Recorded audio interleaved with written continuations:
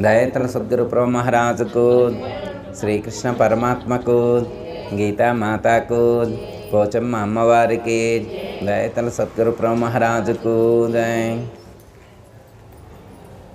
ఈరోజు భగవద్గీత 3వ అధ్యాయం కర్మయోగంలో 21వ శ్లోకం 22వ శ్లోకం. ఈ రెండు శ్లోకాల్లో మరి శ్రీకృష్ణ పరమాత్మ ఏ జ్ఞానాన్ని అయితే సూచించారో ఆ జ్ఞానాన్ని ఒక్కసారి గుర్తు చేసుకొని మన యొక్క దైనందిన జీవన విధానంలో అనుసంధానం చేసుకొని ఆచరించేటువంటి ప్రయత్నం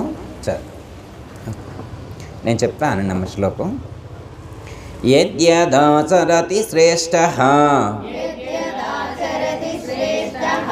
తత్తదేవేతరో జనః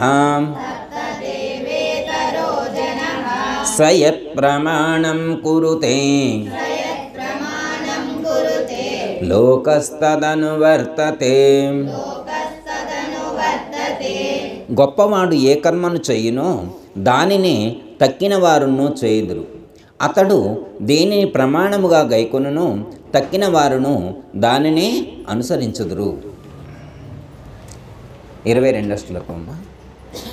నమే పార్థాస్తి కర్తవ్యం త్రిషు లోకేషు కించన నానవాప్తమవాప్తవ్యం వర్త ఏవ చ కర్మణి.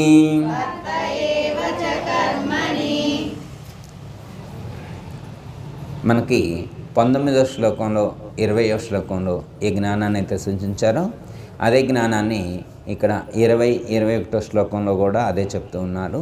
23-24 కూడా అదే భావాన్ని కొనసాగిస్తారు. కొంచెం డిఫరెన్స్ తోటి సూచిస్తూ ఉన్నారు. అంటే ఇక్కడ నిష్కామ కర్మయోగాన్నే ప్రతిపాదిస్తూ ఉన్నారు. అంటే యోగులైనటువంటి వారు, జ్ఞానులైనటువంటి వారు ఈ లోకానికి ఆదర్శవంతంగా ఉండేట్లుగా జీవించారు. ఇక్కడ పరమాత్మ అదే విషయాన్ని 21వ శ్లోకంలో సూచిస్తున్నాడు. యత్యత్ ఆచరతి శ్రేష్టః తత్తదేవేతరో జనాః స యత్ ప్రమాణం కురుతే లోకస్తదనువర్తతే. ఇక్కడ శ్రేష్ఠులైనటువంటి వారు ఎవరిని ఉదహరిస్తున్నారు? ఇక్కడ శ్రేష్ఠులైనటువంటి వారు అంటే ఈ లోకంలో ఫామ్లో ఉండేటువంటి వాళ్ళు ఎవరైతే ఉన్నారో, ఈ లోకంలో ఫామ్లో ఉండేటువంటి వాళ్ళు ఎవరైతే ఉన్నారో, పెద్దవాళ్ళు ఎవరైతే ఉన్నారో ఆ పెద్దవాళ్ళు ఏది ఆచరిస్తారో, శ్రేష్ఠులైనటువంటి వారు ఏది ఆచరిస్తారో వాళ్ళ తర్వాత ఉన్నటువంటి వాళ్ళు ఆ పెద్దలను అనుసరించి జీవిస్తారు. కాబట్టి ఈ పెద్దలైనటువంటి వాళ్ళు కానీ ఈ శ్రేష్టత్వాన్ని పొందినటువంటి పుణ్య పురుషులు, యోగులు, జ్ఞానులు, ధ్యానులు, సిద్ధ పురుషులు ఎవరైతే ఉన్నారో వాళ్ళందరూ కూడా ఆదర్శవంతంగా జీవించాలి. ఇక్కడ ఒక ఫండమెంటల్ ఏమని చెప్తున్నానంటే, నీకు ఉన్న జ్ఞానంతో సంబంధం లేదు. నువ్వు ఎంత పొజిషన్లో ఉన్నా కానీ ఓకే, నువ్వు ఎంత పొజిషన్లో ఉన్నా కానీ ఓకే, నువ్వు ఎంత జ్ఞానమైనా అయి ఉండొచ్చు. కానీ లోకంలో జీవించేప్పుడు మాత్రం ఆదర్శవంతంగానే జీవించాలి. నాకు ఇంత జ్ఞానం తెలిసింది కాబట్టి నేను నా ఇష్టం వచ్చినట్టు నేను జీవిస్తానని అనటానికి ఒప్పుకోవట్లేదు. ఎవరు ఒప్పుకోవట్లేదు? పరమాత్మ ఒప్పుకోవట్లేదు. అలా జీవించొద్దు అంటున్నారు. నీకు ఎంత జ్ఞానం అయినా తెలిసి ఉండొచ్చు, నువ్వు ఎంత పండిట్ అయినా అయి ఉండొచ్చు. నీవు లోకంలో జీవిస్తూ ఉన్నప్పుడు లోకాన్ని అనుసరిస్తూ నీ చుట్టూ ఉండేటువంటి వాళ్ళను నిన్ను అనుసరించేట్లుగా నీ ప్రవర్తన ఉండాలి, నీ జీవన విధానం ఉండాలి, నీ అనుష్ఠానం అలా ఉండాలి, నీ ఆచరణ అలా ఉండాలి.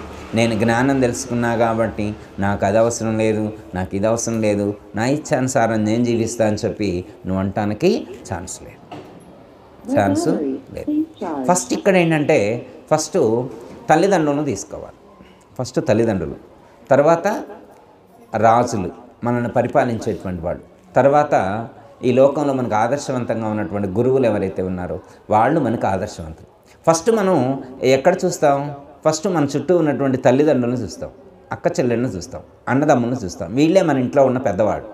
మనకంటే పెద్దవాళ్ళు వీళ్ళే, అన్నలు, అక్కలు.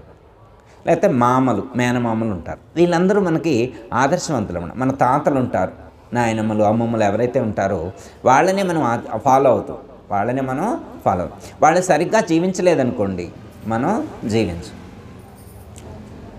వాళ్ళు ఎన్ని నీతులు చెప్పినా కానీ మనం వినం. వాళ్ళు ఆచరిస్తేనే మనం ఆచరిస్తాం. ఒక పెద్ద ఆవిడ ప్రొద్దుటే లేచి కూర్చొని, లేదా సాయంకాలం అనుకోండి, టీవీ పెట్టుకొని సీరియల్ చూస్తుంది. టీవీ పెట్టుకొని సీరియల్ చూస్తుంది. కార్తీక సోమవారం నాడు ప్రదోష వేళ అమ్మ సీరియల్ చూస్తూ కోడలకి, మనవరాలకి, ఇంట్లో ఉన్న వాళ్ళందరికీ ప్రదోష వేళ అవుతోంది, దీపాలు వెలిగించండి, ప్రార్థన చేయండి అని చెప్తుంది వాడికి. ఆవిడ సీరియల్ చూస్తుంది. మరి వాళ్ళు ఏం చేస్తారు? వాళ్ళు సరిగ్గా చేయరన్నమాట. ఇప్పుడు ఆవిడ ఏం చేయాలంటే, ముందు ఆవిడ సీరియల్ ఆపి ఆవిడ వెలిగేయాలి దీపం. వీళ్ళకి చెప్పవసరం లేదు, మీరు అది చేయండి, ఇది చేయండి, స్మరణ చేయండి, జపం చేయండి, ధ్యానం చేయండి అని వీళ్ళకి చెప్పాల్సిన అవసరం లేదు. ఆవిడ చేస్తూ వెళ్ళాలి అంతే. పెద్దవాళ్ళు చేస్తూ వెళ్ళాలి. వీళ్ళకి చెప్పినా ఒకసారి వింటారు, వినరు, కానీ నువ్వు చేసింది మాత్రం గుర్తుపెట్టుకుంటారు. అందుకే ఇక్కడ ఆచరణకు ప్రాధాన్యత. అందుకే శ్రీకృష్ణ పరమాత్మ యత్యత్ ఆచరతి, ఆచరించటం ప్రధానం. ఆచరణ ఉండాలి. ఆచరణ యోగ్యులైనటువంటి వాళ్ళు సమాజానికి శ్రేయస్సును కలిగిస్తారు. ఆచరణ లేనటువంటి వాళ్ళ వల్ల సమాజానికి నష్టం జరుగుతుంది. అందుకే నేను చెప్తున్నా అర్జున, ఎందుకంటే నేను నీకెందుకు చెప్తున్నానో తెలుసా అర్జున? నేను నీకెందుకు చెప్తున్నానో తెలుసా? తర్వాత తదనంతర కాలంలో ఈ సమాజంలో ఉండేటువంటి వాళ్ళు నిన్ను ఆదర్శవంతంగా తీసుకుంటారు. పలానా శ్రీకృష్ణ పరమాత్మ యొక్క శిష్యుడట, అర్జునుడట, ఆయనే సరిగ్గా ఆచరించలేదు, నేనెందుకు ఆచరించాలి అని చెప్పి అనుకోవచ్చు.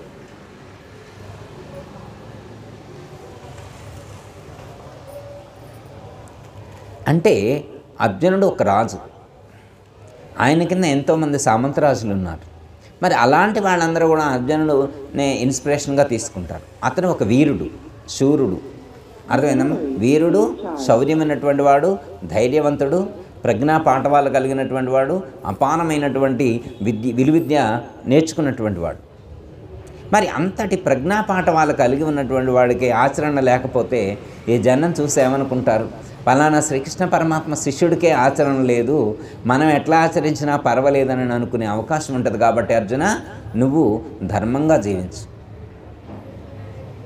నీ తర్వాత వచ్చేటువంటి వాళ్ళు కూడా నిన్ను అనుసరించి శభాష్ అనేట్లుగా ఉండాలి. ఒక ఇంట్లో ఒక పెద్ద ఆయన ఒక గురువుగారి దగ్గరికి వెళ్ళి ఉపదేశం తీసుకున్నాడు. ఉపదేశం తీసుకుంటే గురువుగారు ఏమని చెప్పారంటే, నాయన రోజు మంత్రం చదువుకోవాలి, రెండోది భగవద్గీత పఠనం చేయాలి నాయన అన్నాడు. అప్పుడు ఆశ్రమం కాడి నుంచి వస్తూ గీతామకరందం పుస్తకం కొనుక్కొని వచ్చాడు. ప్రొద్దుటే లేవగానే స్నానం చేసి హాల్లో మధ్యలో కూర్చునేవాడు, ఇంటి మధ్యలో కూర్చునేవాడు, పూజా మందిరంలో కూర్చునేవాడు కాదు. పూజా మందిరంలో చాలామంది పూజా మందిరంలో కూర్చుంటారు కదా, ఈయన పూజా మందిరంలో కూర్చోకుండా హాల్లో ఒక చాప వేసుకొని ఆ చాప మీద కూర్చొని పిల్లల్ని అందరినీ పిలిచిండు. కొడుకులు, కోడళ్ళు, బిడ్డలు, అల్లుళ్ళు, మనవాళ్ళు అందరూ వచ్చినప్పుడల్లా వాళ్ళందరూ, రోజు కొడుకులు, కోడళ్ళు, మనవాళ్ళు ఇంట్లోనే ఉంటారు, వాళ్ళందరినీ పిలిచేవాడు అనమాట. నేను గీతాపట్నం చేస్తున్నా, చాలా మంచిది నాయన, గురువుగారు చెప్పారు మీరందరూ వచ్చి శ్రవణం చేయండి అన్నాడు. నేను పఠిస్తా, మీరు శ్రవణం చేయండి అన్నాడు. మరి తండ్రి అంటే గౌరవం ఉంటుంది కదా ఎవరికైనా కానీ. ఒకరోజు వచ్చారు, వారం రోజులు వచ్చారు, 10 రోజులు వచ్చారు. తర్వాత పెద్ద కొడుకు రాలేదు. 4 రోజులు అయిన తర్వాత చిన్న కొడుకు ఆగిపోయిండు. ఇంకో వారం ఆగిన తర్వాత పెద్ద కోడలు రాలేదు. ఆ తర్వాత చిన్న కోడలు రాలేదు. తర్వాత కొన్ని రోజులు అయిన తర్వాత మనవడు రాలేదు, ఇంకో మనవడు రాలేదు, మనవరాలు రాలేదు, ఎవరు రాలేదు, ఎవరూ రావట్లేదు. ఫస్ట్లో అందరూ వచ్చారు, ఇప్పుడు ఎవరూ రావట్లేదు. ఆయన కొనసాగిస్తూనే ఉన్నాడు. ఆయన కొనసాగిస్తున్నాడు. ఎందుకంటే గురువుగారు చెప్పారు భగవద్గీత పఠిస్తే మంచిది నాయన అని చెప్పారు. అయితే సామూహికంగా కుటుంబం మొత్తం కూడా కలిసి శ్రవణం చేస్తే, పఠనం చేస్తే బాగుంటుందనే ఉద్దేశంతో వాళ్ళందరినీ ఆహ్వానించిండు. వాళ్ళు రావట్లేదు. వాళ్ళని అడిగితే మాకు ఆఫీస్ పని ఉంది, లేకపోతే ఆ పని ఉంది, ఈ పని ఉంది అని ఏవో కారణాలు చెప్తూ ఉన్నారు. ఈయన ఎవరికి గట్టికి చెప్పదలుచుకోవాలి. జస్ట్ గురువుగారు చెప్పారు కాబట్టి అందరికి చెప్దాం అనుకున్నారు, చెప్పారు. ఇప్పుడు ఎవరు రావట్లేదు. అయినా కానీ ఈయన కొనసాగిస్తూనే ఉన్నారు. అలా 8 సంవత్సరాలు కొనసాగింది. ఎన్ని సంవత్సరాలు? 8 సంవత్సరాలు. ఒకసారి అయిపోయింది గీత మొత్తం, మళ్ళీ మొదటి నుంచి రీస్టార్ట్ చేసింది. ఇప్పుడు కూడా మనకి అయిపోయిన తర్వాత మళ్ళీ రీస్టార్ట్ చేసినవా లేదా? అయిపోయాక మనం ఎలా రీస్టార్ట్ చేసామో ఆయన కూడా భగవద్గీత చదవడం అయిపోయాక మళ్ళీ రీస్టార్ట్ చేసిండు. అయితే రీస్టార్ట్ చేసిన 8 సంవత్సరాలు అయిన తర్వాత ఆయన గతించారు, ఆయన పరమపదించారు. ఎప్పుడైతే ఆయన గతించారో అప్పుడు కార్యక్రమాలు అయిపోయిన తర్వాత వాళ్ళ తండ్రే గుర్తుకొస్తున్నాడు పిల్లలకి.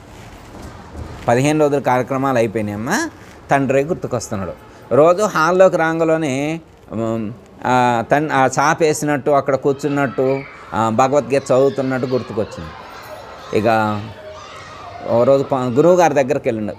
గురువుగారు మా నాన్నగారు ఇదయ్యారు, ఎట్లా ఏంటంటే, ఏం లేదు నాయన, మీ నాన్నగారు ఉత్తమ గతులు సిద్ధిస్తాయి మీ నాన్నగారికి, మీరు కూడా భగవద్గీత చదివితే మంచిది నాయన అని చెప్పారు. ఇక అంతే. వెంటనే వాళ్ళ పెద్ద కొడుకు రోజు స్నానం చేసి బొట్టు పెట్టుకొని మళ్ళీ పంచె కట్టుకొని వచ్చి వాళ్ళ నాన్నగారు ఎక్కడ కూర్చున్నారో అక్కడ కూర్చొని భగవద్గీత చదవటం మొదలుపెట్టిండు. మళ్ళీ వాళ్ళ తమ్ముడిని, వాళ్ళ కొడుకుని, భార్యని, వాళ్ళందరినీ పిలిచిండు. వాళ్ళు ఫస్ట్లో కొంతకాలం వచ్చారు, తర్వాత రాలేదు. అయినా కానీ నేను ఫీల్ అవ్వలేదు, వాళ్ళు రాలేదని ఈయన ఫీల్ అవ్వలేదు. ఈయన కొనసాగిస్తూ ఉన్నారు. ఎందుకు ఇలా కొనసాగించాడంటారు? అంటే తల్లిదండ్రులు ఏదైతే ఆచరిస్తారో పిల్లలు కూడా అదే నేర్చుకుంటారు, అదే ఆచరిస్తారు, తల్లిదండ్రులను అనుసరిస్తారు, అనుకరిస్తారు. కాబట్టి తల్లిదండ్రుల యొక్క ప్రవర్తన పిల్లలకు ఆదర్శవంతంగా ఉండేట్లుగా జీవించాలి. వాళ్ళు మాట్లాడేటువంటి మాట తీరు కానీ, వాళ్ళు నిల్చునే స్టైల్ కానీ, కూర్చునే విధానం కానీ, ప్రతి ఒక్కటి కూడా పిల్లలు గమనిస్తూ ఉంటారు. మీరు ఎవరితో ఎలా మాట్లాడుతున్నారు, పెద్దవాళ్ళతో ఎలా మాట్లాడుతున్నారు, చిన్నవాళ్ళతో ఎలా మాట్లాడుతున్నారు, పక్కింటి వాళ్ళతో ఎలా మాట్లాడుతున్నారు. ఇప్పుడు ఉదాహరణకి ఫంక్షన్కి వెళ్ళి వచ్చిన తర్వాత ఇంట్లో మాట్లాడుకుంటారు కదా, వాళ్ళని గురించి వీళ్ళని గురించి తిట్టుకోవటం కానీ, అట్లుంది ఎట్లుందని కానీ అనుకుంటుంటారు కదా. అలా అనుకునేవన్నీ పిల్లలు గమనిస్తూ ఉంటారు. రేపు మీ గురించి కూడా అనుకుంటారు. లేదా మనం ఇక్కడ అనుకుంటే అవతల వాళ్ళు మాత్రం తక్కువ తిన్నారా, మనం వాళ్ళని గురించి అనుకుంటే మన గురించి వాళ్ళు అనుకోరా? అంటే వాళ్ళని గురించి మనం పాజిటివ్గా అనుకుంటే మన గురించి కూడా వాళ్ళు పాజిటివ్గా అనుకుంటారు. కనీసం వాళ్ళ కోసం కాకపోయినా మీ పిల్లల కోసమైనా. సపోజ్ ఉదాహరణకమ్మా, ఈయన ఫంక్షన్కి వెళ్ళొచ్చిన తర్వాత వాళ్ళ పెద్దనాన్నగారిని విమర్శించినాకమ్మా, వాళ్ళ మేనమామని విమర్శించాడనుకోమ్మా, వాళ్ళ పెద్దనాన్నగారిని విమర్శించి, వాళ్ళ మేనమామని విమర్శించి, వాళ్ళ మేనత్తని విమర్శించి, చుట్టాలందరినీ దుమ్మెత్తి పోసాడనుకోమ్మా, ఇప్పుడు కొడుకు ఏమి నేర్చుకుంటాడు? అంటే పెద్దవాళ్ళను తిట్టొచ్చు అని అనుకుంటాడు కదా. రేపు వాళ్ళ పెద్దనాన్న రాంగులోనే పెద్దనాన్నగారు వచ్చారు నమస్కారం చేయంటాడు, ఓహో అనుకుంటాడు. పిల్లగాడు ఏమనుకుంటాడు? పెద్దనాన్నగారు నమస్కారం అనుకుంటాడు. హార్ట్ఫుల్గా నమస్కారం పెట్టడు. తండ్రి కోసం పెట్టిండు. ఏదో అసలు విషయం తెలుసుగా, తండ్రి కూడా లోపల తిట్టుకుంటూనే ఉండు. తిట్టుకోవట్లేదమ్మా మరి ఏది? మరి ఇప్పుడు ఎక్కడైనా ఫంక్షన్లో కలిసినా కానీ హార్ట్ఫుల్గా ప్రేమలో ఆప్యాయతలు ఉన్నాయా? డ్రామాటికల్ అయిపోయినాయి. అర్థమైందా? ఎందుకు అలా మారినాయి అంటే మన వల్లే, మన ప్రవర్తన వల్లే మన పిల్లల్లో కూడా ఆ క్వాలిటీ తగ్గిపోయింది, ఆ ప్యూరిటీ తగ్గిపోయింది, ఆ ప్రేమ ఆప్యాయతలు తగ్గిపోయింది. అందుకే పరమాత్మ ఏమంటున్నారంటే, నాయనా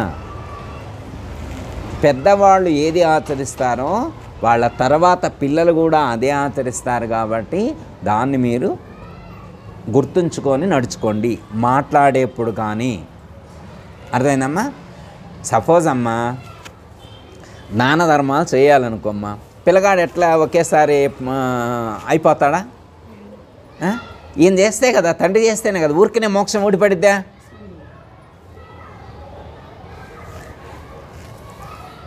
ఈయన వాళ్ళ పెద్ద అక్కకి ఏమైనా పెడదాం వద్దు అన్నాడు, చిన్న అక్కకి ఏమన్నా వద్దు అన్నాడు. అందరు ఎవరినండినా వద్దు వద్దు వద్దు వద్దు వద్దు అని ఏం పెట్టకుండా పిసినారితనంతో వచ్చిండు. గురువుగారికి పెట్టలేదు, గుళ్ళో ఇచ్చే పని లేదు, ఎక్కడ ఎవరికి ఏమి ఇచ్చే పని లేదు, రూపాయి కూడా ఇచ్చే పని లేదనమాట. అంతా పొదుపు చేసుకుంటూ, మరి పిసినారంటే బాగోదు కదా, పొదుపు చేసుకుంటూ రూపాయి కూడబెట్టిండు. చివరికి పిల్లలు పెద్దోళ్ళు అయ్యారు, ఎవరికి వారు ఎవరికి వాళ్ళు వేరుపడ్డారు. అయిపోయిన తర్వాత అప్పుడు తల్లిదండ్రులు వచ్చి మాకేంటి అనడు. పిల్లలు ఏమంటారు అప్పుడు? ఏమీ లేదంటారు. మీకేంటంటే ఏమీ లేదు, అనాథాశ్రమే మీకు శరణ్యం అని చెప్పి. ఎందుకు పిల్లల్లో అలాంటి భావాలు ఎందుకు వచ్చినాయి? మన యొక్క ప్రవర్తన, మనం నడుచుకునేటువంటి తీరు. ఊరికనే పండితులైపోరు, ఊరికనే దుర్మార్గులైపోరు. సంస్కారం కొంత ప్రభావం చూపిస్తే మన చుట్టూ ఉండేటువంటి వాళ్ళ యొక్క ఆచరణ ఏదైతే ఉన్నదో అది కూడా అంత ప్రభావం చూపిస్తుంది. కాబట్టి మనం చాలా జాగ్రత్తగా నడుచుకోవాలి అని చెప్పి ఇక్కడ శ్రీకృష్ణ పరమాత్మ సూచిస్తూ ఉన్నారు. అర్థమైందమ్మా? ఇంకొకటి, ఒక అబ్బాయి ఐఏఎస్ సీట్ వచ్చింది. ఒక అబ్బాయికి ఐఏఎస్ పాస్ అయిండు, ఇంకా కలెక్టర్గా ఛార్జ్ తీసుకోవడమే ఉంటుంది అనమాట. ఇంటర్వ్యూ చేయడానికి వచ్చారు. ఆ అబ్బాయిని ఇంటర్వ్యూ చేయడానికి వచ్చారు. నువ్వు ఎలా నేషనల్ ఫస్ట్ ఎలా వచ్చినావు అంటే, మన దేశం మొత్తంలో నువ్వు ఎలా ఫస్ట్ ర్యాంక్ సాధించినావు అన్నాడు. నీకు ఇన్స్పిరేషన్ ఎవరు అన్నారు. నీకు ఇన్స్పిరేషను ఎవరన్నా? మా తండ్రి గారే నాకు ఇన్స్పిరేషన్ అన్నాడు. ఏమంటాడు? మా నాన్నగారే నాకు చాలా ఇన్స్పిరేషన్ అన్నాడు. ఓకే అన్నాడు. మరి ఈ అబ్బాయి తమ్ముడు ఆ గేటు బయట, ఈయన కలెక్టర్ రావడానికి లోపలికి ఛార్జ్ తీసుకోవడానికి వస్తుంటే బయట డ్రింక్ చేసి ఊక్కుంటూ తూలుతూ ఆడ కింద పడ్డాడు. వెళ్ళి ఆ అబ్బాయిని కూడా ఇంటర్వ్యూ చేశాడు. నువ్వెవరు? ఆ కలెక్టర్ గారు తమ్ముడేనా? కలెక్టర్ గారు తమ్ముడు అన్నాడు. ఓకే, నువ్వు ఇలా ఎందుకు ఫెయిల్ అయ్యావు? నీకు ఇన్స్పిరేషన్ ఎవరు అన్నాడు. మా నాన్నగారే నాకు ఇన్స్పిరేషన్ అన్నాడు. మా నాన్నగారే నాకు ఇన్స్పిరేషన్. రోజు ఆయన లేవగానే ఏం చేసేవాడు? బ్రష్ చేసే ముందు డ్రింక్తోటే బ్రష్ చేసేవాడు. నేను అదే నేర్చుకున్నా. ఆయన లేవగానే టిఫిన్ చేశాక ఎలా జీవించేవాడు, మధ్యాహ్నం రాత్రి మా తండ్రి ఎలా జీవిస్తే అలా జీవించాడు. అందుకే ఇలా ఫెయిల్ అయ్యాను. మరి అదేంది మీరు మీ నాన్ననే ఫాలో అయ్యి అతను ఎలా కలెక్టర్ అయ్యాడు, ఐఏఎస్ ఎలా పాస్ అయ్యాడు, మన దేశం మొత్తంలో ఇన్ని రాష్ట్రాలు ఆయన ఫస్ట్ ఎలా వచ్చాడంటే నాకు తెలియదు అన్నాడు. మళ్ళీ వెళ్ళి అడుగుతాడు అనమాట. అదేందయ్యా మీ తండ్రిని ఇన్స్పిరేషన్ తీసుకొని మీ వాడు అటర్ ఫ్లాప్ అయిపోయాడు, అంత ఫెయిల్ అయిపోయాడు, నువ్వెలా సక్సెస్ అయ్యావని చెప్పి ఈయన అడుగుతారు. అప్పుడు ఈయన ఏమంటాడంటే, అవునండి నేను మా నాన్నగారిని చూసుకొని నేర్చుకున్నా. ఏం నేర్చుకున్నా అంటే ఆయనలా జీవించకూడదని నేర్చుకున్నా. మా తమ్ముడు ఆయనలా జీవించి అలా తయారయ్యిండు. నేను మా నాన్నగారిని బాగా కనిపెట్టా. ఆయనలో ఉన్న చెడు లక్షణాలు ఏవైతే ఉన్నాయో వాటన్నిటిని కాసి వడపూసా. ఇక అలా జీవించకూడదని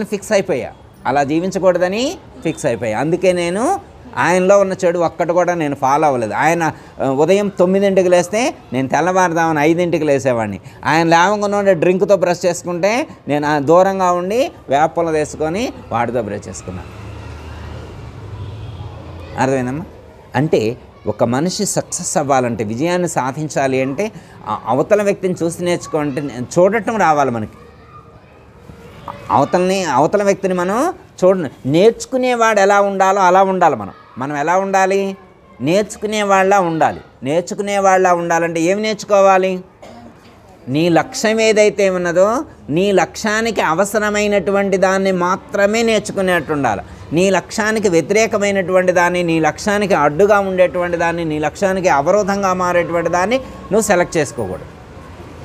మనం సెలెక్ట్ చేసుకునేటువంటిది ఎలా ఉండాలి అంటే మన సక్సెస్కు అడుగులు వేసేట్టుగా ఉండాలి.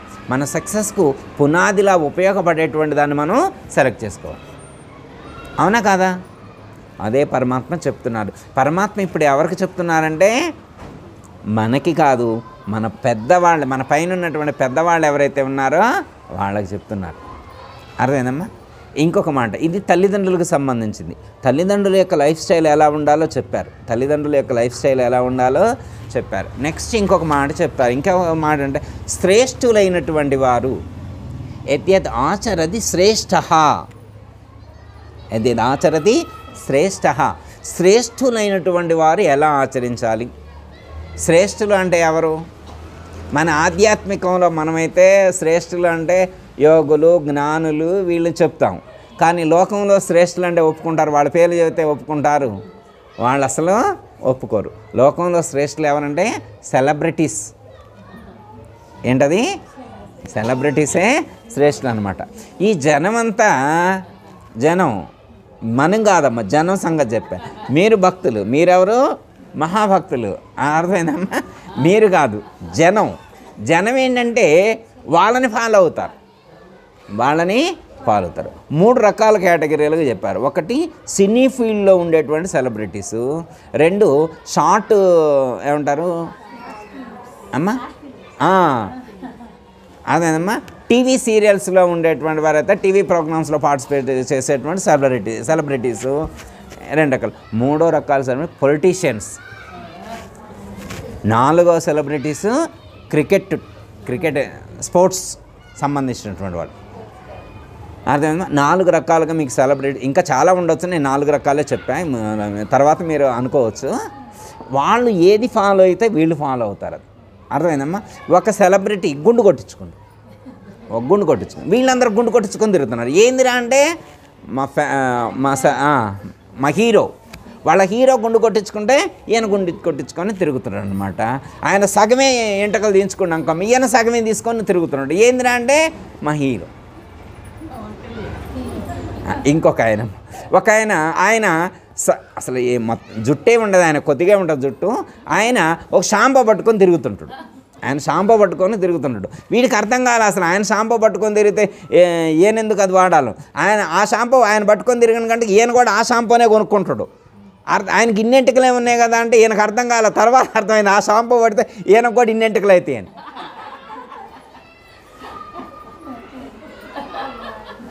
అమ్మ ఆయన కూల్ డ్రింక్ పట్టుకొని ఉరుకుతుంటాడు అనమాట, తిరుగుతుంటాడు. ఈయన ఒక కూల్ డ్రింక్ పట్టుకొని ఇట్లా పట్టుకొని తిరుగుతున్నాడు, ఫోటో దిగుతున్నాడు అనమాట ఆయనలాగే. అంటే అమ్మా అంటే ఓకే, తప్పని కాదు.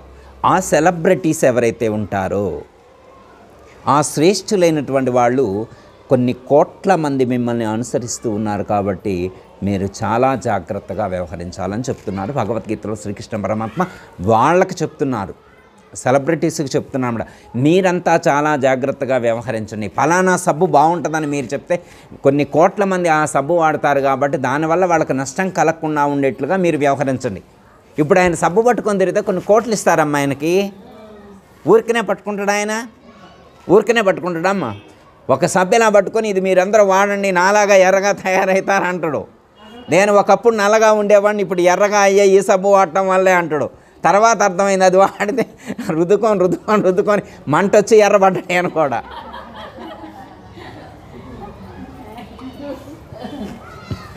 అర్థమైందమ్మా? శ్రేష్టత ఎదేది ఆసరది శ్రేష్ఠ. శ్రేష్ఠులైనటువంటి వాళ్ళందరూ కూడా చాలా జాగ్రత్తగా వ్యవహరించండి. మిమ్మల్ని అనుసరించి కొన్ని కోట్ల మంది జీవిస్తూ ఉన్నారు కాబట్టి వాళ్ళందరికీ ఇబ్బంది కలగకుండా, నష్టం కలగకుండా ఉండేట్లుగా మీ యొక్క ప్రవర్తన ఉండాలి అని చెప్పి శ్రీకృష్ణ పరమాత్మ ఇక్కడ సూచిస్తూ ఉన్నారు. పొలిటీషియన్స్ కూడా అంతే అమ్మ. అంటే ఆదర్శంగా తీసుకుంటారు, వాళ్ళు మిమ్మల్ని ఆదర్శవంతంగా తీసుకుంటారు.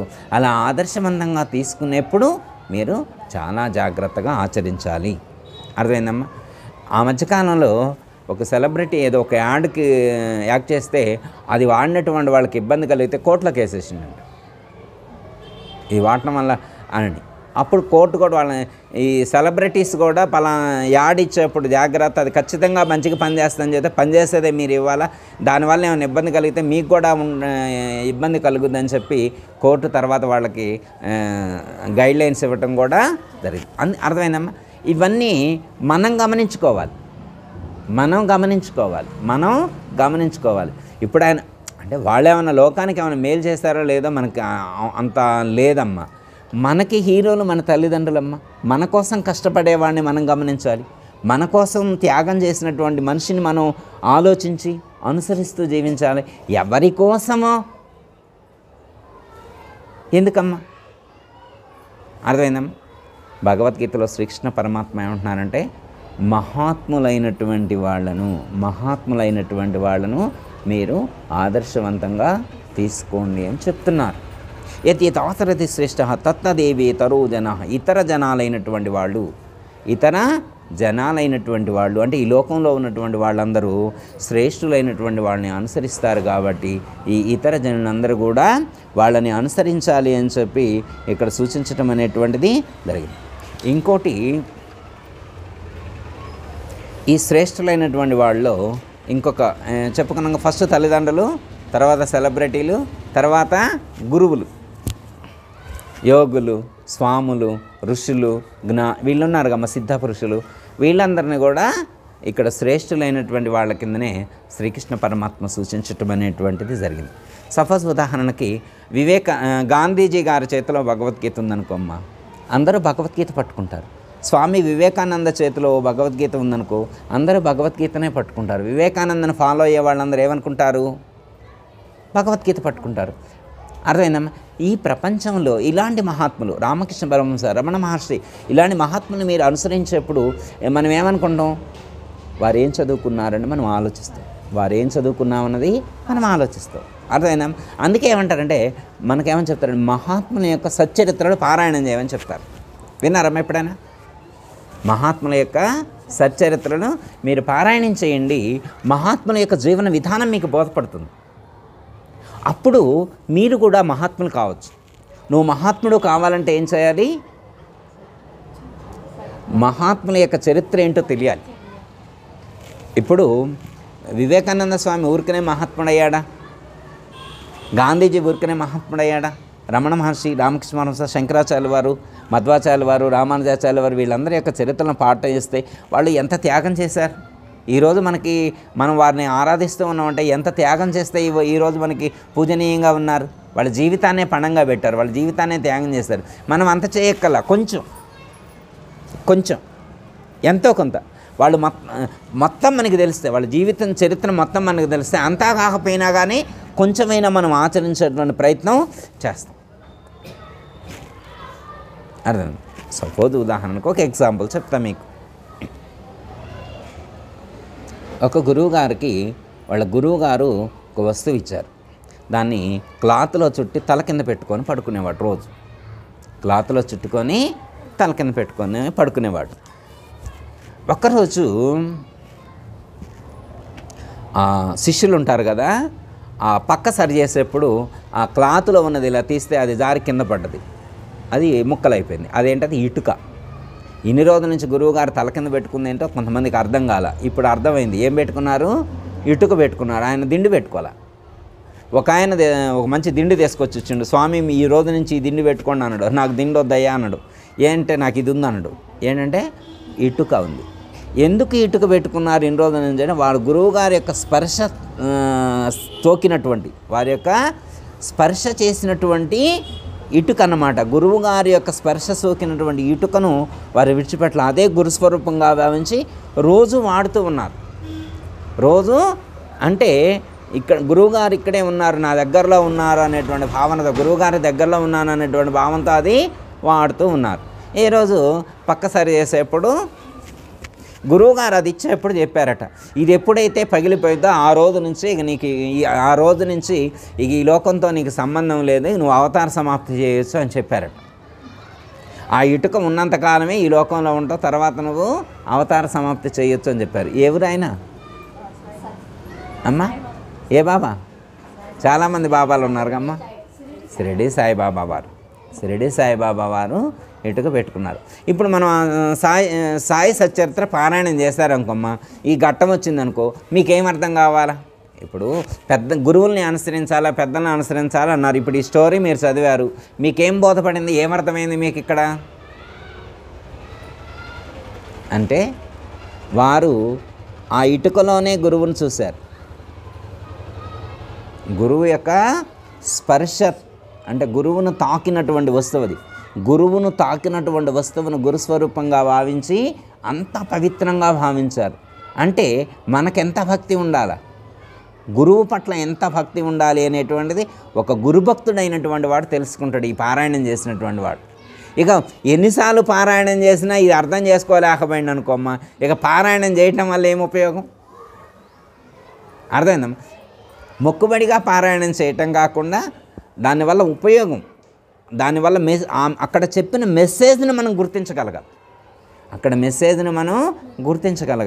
గుర్తించినప్పుడు ఎందుకు? అర్థమైందమ్మా? అంటే మనకు మీరు రామాయణం కానీ, భారతం కానీ, భాగవతం కానీ, పురాణాలు కానీ ఇవన్నీ మీరు పఠించినప్పుడు లేకపోతే శ్రవణం చేసినప్పుడు మీకు ఏమర్థం అవుతుందంటే కొన్ని చెయ్యకూడదు అని అర్థమైంది, కొన్ని మీరు చెయ్యొచ్చు అని అర్థమవుతుంది. కొన్ని చెయ్యొచ్చు అని అర్థమైంది, కొన్ని చెయ్యకూడదు అని అర్థమైంది. ఏది చెయ్యాలో అది చేయాలి, ఏది చేయకూడదో దాన్ని విడిచిపెట్టాలి. అందుకే ఇక్కడ శ్రీకృష్ణ పరమాత్మ ఏమని చెప్తారంటే సయత్ ప్రమాణం కురుతే, సయత్ ప్రమాణం కురుతే. శాస్త్రాన్ని ప్రమాణంగా ఈ లోకంలో శ్రేష్ఠులైనటువంటి వాళ్ళందరూ ఎలా ఆచరించాలి అంటే శాస్త్ర ప్రమాణానికి అనుగుణంగా, శాస్త్ర వ్యతిరిక్తమైనటువంటి కర్మలు చేయకుండా శాస్త్రోక్తమైనటువంటి శాస్త్ర ప్రమాణాన్ని అనుసరించి సత్కర్మానుష్ఠానం చేయాలని చెప్పి ఇక్కడ శ్రీకృష్ణ పరమాత్మ 21వ శ్లోకంలో మనకి సూచిస్తూ ఉన్నారు. అర్థమైందా? మీరు ఒక శాస్త్రాన్ని పఠించినప్పుడు మీకు అందులో చెప్పబడినటువంటి ధర్మాలు ఏవైతే ఉన్నాయో అవి పాటించాలి. మనం ఏదైనా మీకు డౌట్ వచ్చిందనుకోమ్మా, ఇది చెయ్యాలా వద్దా అని మీకు డౌట్ వచ్చిందనుకోమ్మా, చెయ్యాలా వద్దా అని డౌట్ వచ్చిందనుకో, అప్పుడు మీరు దేన్ని అనుసరించాలి? తస్మా శాస్త్రం ప్రమాణంతే కార్యకార్య వ్యవస్థితం. అది చేయాలా వద్దా అన్నదానికి మనం దేని ప్రమాణంగా తీసుకోవాలి అంటే శాస్త్రాన్ని ప్రమాణంగా తీసుకోవాలి. ఇక్కడ శ్రీకృష్ణ పరమాత్మ కూడా ఏమని చెప్తున్నా, సయత్ ప్రమాణం కురితే, శాస్త్ర ప్రమాణాన్ని అనుసరించి ఎవరు జీవిస్తారో వాళ్ళని నీవు ఆదర్శవంతంగా తీసుకో అని చెప్తున్నారు. శ్రేష్ఠులైనటువంటి వాళ్ళందరూ, పెద్దవాళ్ళైనటువంటి వాళ్ళందరూ కూడా ఎలా జీవించాలి?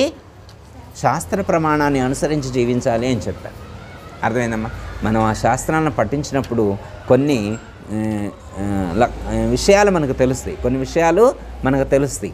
మనం అలా జీవించేటువంటి ప్రయత్నం చేయాలి. ఇప్పుడు రామాయణం మీరు పఠించారనుకోమా, మీకేమర్థమైంది చెప్పండి? ఇప్పుడు ఎన్నిసార్లు వినంటారు రామాయణం? సినిమా సీరియల్ కూడా చూస్తుంటారుగా, రామాయణం కానీ, భారతం కానీ, భాగవతం కానీ, పురాణాలు కానీ, ఇవన్నీ మీరు వినలేదా, చూడలేదా, ఇవన్నీ చేయలేదా? కార్తీక మాసంలో కార్తీక పురాణం చదవరా? చదువుతాం కదా, ఇవన్నీ చేస్తాం కదా.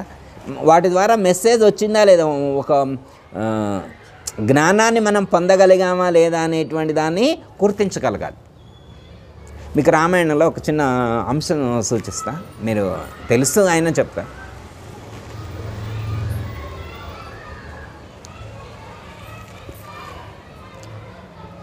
సుగ్రీవుడు వాళ్ళందరూ సీతాదేవి యొక్క ఆభరణాలు కొన్ని సేకరిస్తారు. కొన్ని సేకరించిన తర్వాత ఇవి సీతమ్మ తల్లికి సంబంధించినవి అవునో కాదో అని చెప్పమని చెప్పి లక్ష్మణుని అడుగుతారు. లక్ష్మణుని అడిగితే లక్ష్మణుడు వాడిని చూసి, ఏవండి మా వదిన గారు అమ్మ వేసుకునేటువంటి హారం కానీ, పాపిటి పిల్ల కానీ అలాంటివి నేను ఎప్పుడూ చూడలేదండి, వారు పాదాలకు ధరించేటువంటివి ఏమన్నా ఉంటే నేను గుర్తించబడతా అన్నాడు. కాలి మెట్టెలు కానీ ఇవి ఉంటాయి కమ్మా, పట్టీలు కానీ అలాంటివి ఏమైనా ఉంటే నేను గుర్తుపడతాను అన్నాడు. అంటే ఏమర్థం అవ్వాలి? మనం అది రామాయణంలో లక్ష్మణుడు చెప్పాడంటే ఏం మెసేజ్ అర్థం కావాలా అంటే, లక్ష్మణుడు సీతమ్మ యొక్క పాదాలనే చూసిండు. మనస్సు ఎక్కడుంది? పాదాల చెంత వాలి ఉంది. అంటే ఒక మరిది ఎలా జీవించాలి లోకంలో అనేటువంటిది ఒక మెసేజ్ కాదా అక్కడ? మరిది వదనలో ఏం చూడాలి అంటే పాదాలను వరకే చూడాలి, తల్లిలా చూడాలా, వదన్ను తల్లిలా చూడాలనేది మెసేజ్ రాలా. ఇక రామాయణం మొత్తం చదవడం ఈ వాక్యం చాలదా ఆ మనిషి మారటానికి? తల్లి మాతృ సమానంగా చూడాలి అనేటువంటి మెసేజ్. ఇవాళ రేపమ్మ ఏదైనా ఫంక్షన్ ఉందనుకో, ఏదైనా ఉంటే 10 రోజులు నిద్ర కాస్తే ఏమంటాం?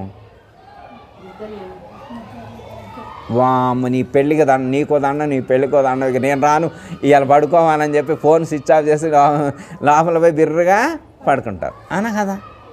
కానీ ఇంద్రజిత్తు పేరున్నారమ్మ ఎప్పుడన్నా? రామాయణంలో వస్తుంది. ఎవరు? రావణాసురుడు కొడుకు. ఆయన కూడా తపస్సు చేసిండట.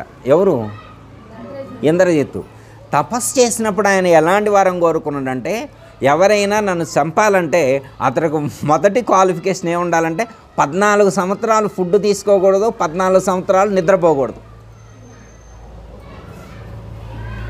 ఆయన చంపాలంటే ఉండాలి క్వాలిఫికేషన్ ఎలాంటి వాడై ఉండాలి, నన్ను చంపే అర్హత ఉండాల్సిన వాడు ఎట్లుండాలి అనే దానికి ముందే ఆయన వరం కోరుకున్నాడు. 14 సంవత్సరాలు అన్నం తినకుండా, 14 సంవత్సరాలు నిద్రపోకుండా ఎవరైతే ఉంటారో వాళ్ళు చంపితేనే నేను చేస్తాను, మిగతా ఎవరు చంపినా నేను చావను, ఇలాంటి వరం కోరుకున్నాడు. అర్థమైందమ్మా? మీకు తెలుసు అలాంటి వరాన్ని పొందిన వాళ్ళు ఎవరో తెలుసమ్మా? తెలీదా? లక్ష్మణుడు తన నిద్ర మొత్తాన్ని భార్యకి ఇస్తున్నాడు అనమాట, ఊర్మిళాదేవికి. మీరు విన్నారా అమ్మ? కుంభకర్ణుడు తర్వాత, ఊర్మిళాదేవి తర్వాతనే కుంభకర్ణుడు వస్తాడట. రామాయణంలో కుంభకర్ణుడిని నిద్ర చెప్పినా కానీ, కుంభకర్ణుడిని లేపితే లేస్తారు కానీ ఊర్మిళాదేవి లేపితే లేవదనమాట. అంత నిద్రపోయింది, 14 సంవత్సరాలు నిద్రపోయింది అనమాట. దేనికోసం? తన భర్త ఇంద్రజిత్తును జయించాలి. ఆయన నిద్ర తీసుకుంది. మిగతా రకరకాల షేర్ చేసుకుంటారు, మనం కూడా షేర్ చేసుకుంటాం. మరి నిద్రని ఇలా ట్రాన్స్ఫర్ చేసుకోవడం మన వల్ల అవ్వదనమాట. అప్పటి కాలంలో వాళ్ళకి సాధ్యమయ్యేది. అర్థమైందమ్మా? శ్రీరాముడు ఎవరో పండు ఎదిస్తారనమాట లక్ష్మణుడికి తినమనిస్తే, అనుకుంటాడు అనమాట. అందరికి ఇస్తే లక్ష్మణుడు కూడా తీసుకుంటాడు అనమాట. తీసుకున్న తర్వాత అప్పుడు లాస్ట్ మూమెంట్లో యుద్ధం జరిగేటువంటి సిచ్యువేషన్ వస్తుంది కదా, అప్పుడు అడుగుతాను అనమాట, మరి ఆ రోజు అరటిపండు నీకు కూడా ఇస్తే మరి నాతో పాటు నువ్వు కూడా తిన్నావు కదా, మరి ఇప్పుడు 14 సంవత్సరాలు మనం ఉపవాసం చేసినట్టు రాదు కదా, నువ్వు ఎలా చంపగలుగుతావు ఇంద్రజిత్తుని అంటే, అప్పుడు తొడ కోసి తొడలో నుంచి అరటిపండు తీసిస్తాడు అన్నమాట. ఇచ్చింది నేను తినలేదు, ఇక్కడే భద్రపరిచుంచా అన్నాడు. నాకు ఇచ్చిన ఫుడ్ నేను ఎందుకు తినాలని చెప్పి, మళ్ళీ తింటే అతను చంపేది కాదని ఇక్కడ ఉందని చెప్పి తొడ కోసి ఇచ్చినట్టు మనకి చెప్తారు పెద్దలు. అర్థమైందమ్మా? ఫుడ్ తీసుకోవాలి, అందరు తిన్నా కానీ ఆయన తినలేదు. ఎందుకు? ఆయన పుట్టిందే వాడిని చంపడానికి. లక్ష్మణుడు పుట్టింది దేనికోసం? ఇంద్రజిత్తును చంపడం కోసం. అర్థమైందమ్మా? 14 సంవత్సరాలు ఆహారం తినకుండా నిద్రపోకుండా ఉంటాడు. ఒక్కరోజు కాదు, 2 రోజులు కాదు, సంవత్సరం కాదు, 10 సంవత్సరాలు, 14 సంవత్సరాలు నిద్రపోకుండా. ఎంత గ్రేట్ అని చెప్పుకోవచ్చమ్మా. మీకు గుడాకేశ సాధన విన్నారమ్మా ఎప్పుడైనా? గుడాకేశ సాధన మీరు భగవద్గీత చదువుతారు కూడా, మీకు తెలుసని నేను అడగలే ఎప్పుడు. గుడాకేశ సాధన ఏం లేదా? ఇప్పుడు 18 రోజులు రాత్రిపూట నిద్రపోకుండా భగవద్గీతను పఠిస్తూ ధ్యానం చేస్తూ ఉండేవాళ్ళని గుడాకేశ సాధన అంటారు. శ్రీకృష్ణ పరమాత్మకు గుడాకేశుడు అని బిరుదు ఉంటుంది అనమాట. గుడాకేశుడు అంటే నిద్రను జయించినవాడు అని అర్థం. నిద్రను జయించినవాడు. మినిమం క్వాలిఫికేషన్ మనకేమని చెప్తారంటే 18 రోజులు నిద్రపోకుండా రాత్రి వేళ మెలకువతో ఉండి భగవద్గీతను పఠించేవాడిని గుడాకేశుడు అంటారు. పగలిపోవచ్చు, అది మీ ఇష్టం. మరి మేము అలా కాదండి, మేము 18 రోజులు ఉదయం సాయంత్రం మేము ఉంటాము. మరి ఇప్పుడు ఇన్స్పిరేషన్గా లక్ష్మణుని మీరు ఇన్స్పిరేషన్గా తీసుకుంటే, మరి లక్ష్మణుడైనటువంటి వాడు మరి 14 సంవత్సరాలు ఉన్నప్పుడు 18 రోజులు మాకో లెక్క అండి, మేము ఇన్ని సంవత్సరాలు బ్రతికను, ఈ 18 రోజులు ఇలా ఉండలేమని మీ ఇష్టం. మీరు ఒకవేళ లక్ష్మణుని ఇన్స్పిరేషన్గా తీసుకొని 18 కాక ఇంకా ఎక్కువ రోజులు ఉంటామన్నా కానీ అమ్మా ఆగలేరమ్మా. నేను అలా చెప్పట్లేము. నిద్రను జయించటం అనే దానికి వేరే అర్థం చెప్పారు. చాలామంది గుడాకేశ సాధన అని చెప్పి 18 రోజులు నిద్రపోకుండా ధ్యానం చేస్తూ ఉంటారనమాట, భగవద్గీతను పఠిస్తూ. ఓకే, అర్థమైందమ్మా. ఇప్పుడు చూడండి అమ్మా, లక్ష్మణుడు ఎంత త్యాగం చేశాడు. మనం రామాయణం చదివినప్పుడు ఒక ఇన్స్పిరేషన్ అనిపించాలి మనకి. ఏదో రొటీన్గా చదువుకుంటూ పోయినాం అనుకో అమ్మా, ఏం ఉపయోగం? అర్థమైందమ్మా. ఇక్కడ శ్రేష్ఠులైనటువంటి వారిని నువ్వు ఆదర్శంగా తీసుకున్నప్పుడు, గొప్పవారిని నువ్వు ఆదర్శంగా తీసుకున్నప్పుడు నువ్వు కూడా అలా జీవించాలి. అలాంటి వాళ్ళ చరిత్రను మనం పఠించితేనే కదా మనకు తెలిసేది. సపోజ్ ఉదాహరణకమ్మా, ఒక ఆవిడకి 4 కొడుకులు ఉన్నారు. ఆ వాటాలు వేసే కాడ తేడా వచ్చింది. తేడాకు వచ్చింది. పెద్ద కొడుకుతో తగు వచ్చింది. పెద్ద కొడుకుని ఇంట్లో నుంచి వెళ్ళగొట్టారు. తర్వాత కొన్ని రోజులు అయిన తర్వాత తప్పు తెలుసుకొని మళ్ళీ రమ్మన్నారు, వచ్చారు. ఇప్పుడు ఆ కోడలు ఉంటుంది కదా, కొడుకు అంటే తల్లిదండ్రులను గౌరవిస్తారు, కోడలు గౌరవించాలని రూల్ ఉందమ్మా. మా అత్త మామూలు కాదమ్మో, ఆమె మహారాక్షసి తండ్రోయ్. అర్థమైందమ్మా? 10 మంది సూర్యకాంతాలు కలిపితే ఎంతో అంత. మా అత్తగారు మీకు తెలీదు. ఆ హెయిర్ స్టైల్ మీరు అంటే అణిగిమణిగి ఉన్న హెయిర్ స్టైల్ని చూసి అలా అనుకుంటున్నారు, కానీ ఒక్కసారి ఫ్యాన్ కింద పెడితే హెయిర్ స్టైల్ ఎట్లుంటుందో మీకు తెలియట్లేదు. సూర్యానికి ప్రతిబింబం అంటారు. అవునా? అంటే 4 రోజులు ఇంట్లో నుంచి పంపించినందుకే అత్తగారి మీద అన్నీ ఆడిపోసుకొని, తల్లిదండ్రుల మీద అన్నీ ఆడిపోసుకొని, అన్నదమ్ముల మీద ఇన్ని తగులు పెట్టుకొని, చికాకులు పెట్టుకొని, కోర్టుల చుట్టూ తిరుగుతూ లక్షలు ఖర్చు పెడుతూ, ఆ లాయర్లకి వాళ్ళకి ఖర్చు పెడుతూ, డిస్టర్బెన్స్ తోటి ఎంత ఇబ్బంది పడేవాళ్ళు ఎంతమంది లేరు లోకంలో. కానీ శ్రీరామచంద్రమూర్తికి రేపు పట్టాభిషేకం అన్నారు. రేపే పట్టాభిషేకం అని చెప్పారు. ఎవరు ముహూర్తం పెట్టింది? దశరథేశు వశిష్ఠులు రామమూర్తికి పట్టము గట్టగోరిన. దశరథుడు, వశిష్ఠుడు, విశ్వామిత్రుడు ఇలాంటి వాళ్ళు ముహూర్తం పెట్టారు. ఏ ముహూర్తానికైతే ఆ పట్టాభిషేకం జరగాలో అదే ముహూర్తానికి అడవులకి పోవాలన్నారు. అసలు ఇంకోటి తెలుసమ్మా, ఇక్కడ రామాయణం మనకు బాగా చదువుతాం కాబట్టి మనకు అర్థమైంది, మామూలు వాళ్ళకి అర్థం కాదు. దశరథుడు రాముణ్ణి అడవులకు వెళ్ళమని చెప్పలేదమ్మా. దశరథుడు డైరెక్ట్గా రాముడికి చెప్పలా. ఇలా దశరథుడు కైకమ్మకు మాట ఇచ్చాడనే విషయం తెలుస్తుంది అంతే. ఆ విషయం తెలుసుకొని తండ్రికి చెప్పకుండానే వెళ్ళాడు. అర్థమైందమ్మా. పితృవాక్య పరిపాలకుడు అంటే తండ్రికి మనసులో ఇలాంటి ఆలోచన ఉంది అని గమనించుకొని తండ్రికి ఇబ్బంది కలగకూడదని అప్పటికప్పుడు రాజ్యాన్ని వదిలిపెట్టి వెళ్ళాడు. 14 సంవత్సరాలు. ఎవరమ్మా వెళ్ళేది ఇవాళ రేపు? అమ్మ, తండ్రి మాటకు కట్టుబడి ఎవరున్నారు వెళ్ళేవాళ్ళు? మరి అలాంటి రాముడు ఆదర్శవంతుడు కాదా మనకి? తండ్రి మాట కోసం జీవితాన్ని అంత త్యాగం చేసినాడు. ఎందుకు పూజిస్తున్నాం రాముడిని మనం? రామాయణం ఎందుకో నిరంతరం మనకి చాగంటి కోటేశ్వరరావు గారు చెబుతారు, సామవేద షణ్ముఖ శర్మ గారు చెబుతారు, చంద్రజీర స్వామి వారు చెబుతారు, గణపతి సత్యానంద స్వామి వారు చెప్తారు. అందరూ చెప్తూనే ఉంటారు. ఎన్నిసార్లు చెప్పినా వింటూనే ఉంటాం. ఎందుకు? అర్థమైందమ్మా. జీవించినటువంటి మహాత్ములు శ్రీరామచంద్రమూర్తి అంతటి గొప్ప ఆచరణ కలిగినటువంటి ఆచరణవేత్త. మరి చెప్పేవాళ్ళు అంత గొప్పగానే చెప్తున్నారు. అందులో చరిత్రలో ఉన్నటువంటి ఆ చరిత్ర పురాణ పురుషులు కూడా అంత గొప్పగా జీవించారు. అందుకే వాళ్ళు మనకు ఆదర్శప్రాయులు అయ్యారు. అది విన్నప్పుడు మన తల్లిదండ్రుల పట్ల ఎలా వ్యవహరించాలి? దేనికోసం తల్లిదండ్రులతో యుద్ధం? తమ్ముడికి ఒక 10 సెంట్లు ఎక్కువ వచ్చిందని, 10 సెంట్లు కూడా కాదమ్మా, 10 గజాలు ఎక్కువ వచ్చిందని. తమ్ముడికి ఒక 10 గజాలు ఎక్కువ ఇచ్చారని, లేదా అన్నకు ఒక 10 గజాలు ఎక్కువ ఇచ్చారని, 10 గజాలు ఎక్కువ ఇస్తామని చెప్పి ఆ 10 గజాల స్థలం కోసం 10 ఎకరాలు అమ్మిన వాళ్ళు ఎంతమంది ఉన్నారు? అర్థమైందమ్మా. ఏది ధర్మం? నీ చుట్టూ ఉన్నటువంటి నీ చుట్టూ పెరిగేటువంటి వాతావరణం, నువ్వు పెరిగేటువంటి వాతావరణం ఏదైతే ఉన్నదో అది నీ మీద ప్రభావం చూపిస్తుంది. నువ్వు మంచి మిత్రులను సెలెక్ట్ చేసుకునేప్పుడు మంచి వాళ్ళను సెలెక్ట్ చేసుకో. 10 రూపాయలు ఇచ్చి చెడ్డవాళ్ళని వదిలించుకోవాలన్నారు. 10 రూపాయలు ఇచ్చి 100 ఇచ్చి మంచి వాళ్ళ సహవాసం చేయాలని చెప్పారు. నువ్వు ఎలాంటి వాడు, నీ మిత్రుడు ఎలాంటి వాడో చెప్తే నువ్వు ఎలాంటి వాడు నేను చెప్తా అన్నారు. అర్థమైందమ్మా. మన ఫ్రెండ్ క్యారెక్టర్ని బట్టి మనం ఎలాంటి క్యారెక్టరో అనేటువంటిది క్యాలిక్యులేట్ చేస్తా అని చెప్పారంటే మనం ఎలా భావించాలి? మన యొక్క ఆచరణ, మన ఫ్రెండ్ ఆచరణ అంటే సింక్ అవుతాయి కదమ్మా. ఇద్దరు ఆలోచన సింక్ అయితేనే వాళ్ళని సెలెక్ట్ చేసుకునేది, లేకపోతే వాళ్ళని ఎందుకు సెలెక్ట్ చేసుకుంటున్నాం? అసలు అర్థమైందమ్మా. లాస్ట్ మినిట్లో పట్టాభిషేకం లేదు, నువ్వు అడవులకు వెళ్ళాల్సిన పరిస్థితి వచ్చిందంటే రాముడు ఏడ్చుకుంటూ వెళ్ళాడమ్మా, సంతోషంగా వెళ్ళాడు అమ్మా? ఎంతమంది ఉంటారు రామాయణం విన్నోళ్ళు? రామాయణం చెప్పినోళ్ళు కానీ విన్నోళ్ళు కానీ ఎంతమంది అలా జీవించుంటారు? చాలా కష్టం కదా అలా జీవించడం అనేది. అమ్మ, రాజ్యం మొత్తాన్ని వదిలిపెట్టాలి కదా, మళ్ళీ ఏ కొద్దిగో కాదు కదా, ఏదో కొంచెం కాదు అమ్మ, రాజ్యం మొత్తాన్ని విడిచిపెట్టి వెళ్ళాలంటే మామూలు విషయం. అందుకనే శ్రీరామచంద్రమూర్తి, సీతాదేవి ఆదర్శవంతులు. సీతారామచంద్రులు అంటే మామూలు విషయం కాదు. అదేనమ్మా. మనకు పూర్వకాలంలో చెప్పాడు, ప్రతి ఊర్లో రామాలయం ఉండాలని చెప్పేవాళ్ళు.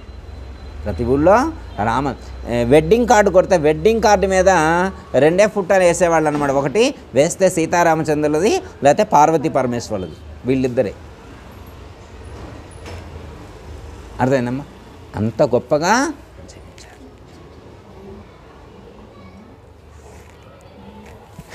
చూడండి అమ్మా,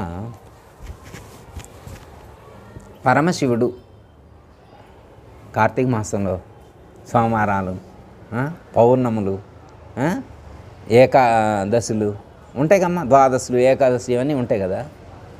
ఇంత ఆరాధిస్తున్నాం కదా పరమేశ్వరుణ్ణి. మరి ఇంత ఆరాధించితే ఒక్కసారమ్మా చిన్నగా కొంచెం గుర్తించండి. మిల్క్ సీ తెలుసమ్మా మీకు? మిల్క్ సీ అంటే పాల సముద్రం. ఏంటది? పాల సముద్రం. దాంట్లో అమృతం ఉందంట. పాల సముద్రంలో ఏముంది? అమృతం ఉందంట. దాన్ని చిలికి అమృతాన్ని సాధించాలనుకున్నారు. సరే, ఓ పర్వతాన్ని తీసుకొచ్చారు. ఏం పర్వతం అది అమ్మా? మందరగిరి పర్వతం. ఏం పర్వతం? మందరగిరి పర్వతం. అది చాలా పెద్దగా ఉంటుంది. దాన్ని తీసుకొచ్చి సముద్రంలో వేస్తారు. పెడితే అది కుంగిపోతుంది. అది లోపల ఆగిద్దమ్మా, వేస్తే ఆగదు కదా.